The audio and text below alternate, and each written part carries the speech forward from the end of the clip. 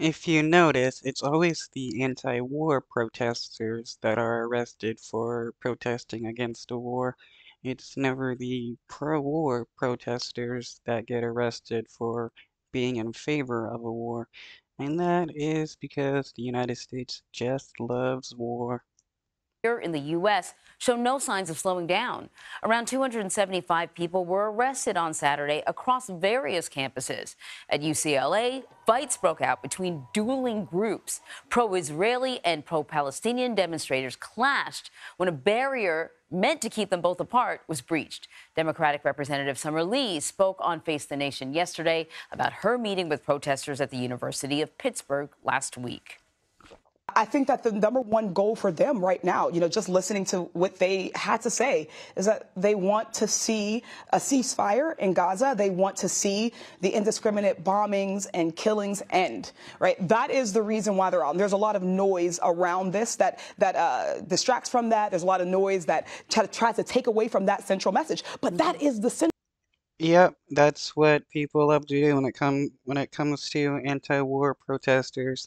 Distract, distract, distract so that they can keep you from thinking about what they're actually wanting, which is an end to the U.S. involvement in the Israeli genocide of Palestinian people.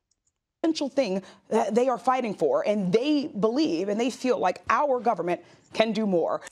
So our Tom Hansen has been following the latest from just outside of Columbia University. Tom, good morning. You know, Columbia, this is where this encampment sort of concept all kind of started.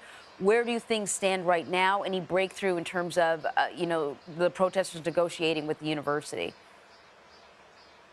Hey there, Anne-Marie. Good morning to you. Well, as you just mentioned, this really is the epicenter of all of these protests that we're seeing unfolding on college campuses. And I want to set the scene for you before we get to those questions. As you can see behind me, this area used to be barricaded off. There was a heavy police presence last week. That really has been a 180 from what we're seeing today, which is a relatively calm scene. Now, this is day 13 of those protests. This is also the last day of classes for the university.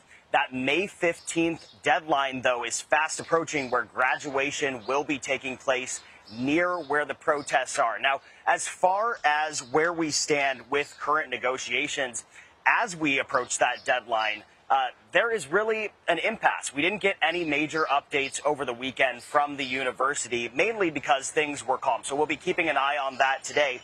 And just to remind you, students here are really asking for the university to withdraw investment funds from what they describe as companies profiting from Israel's war in Gaza.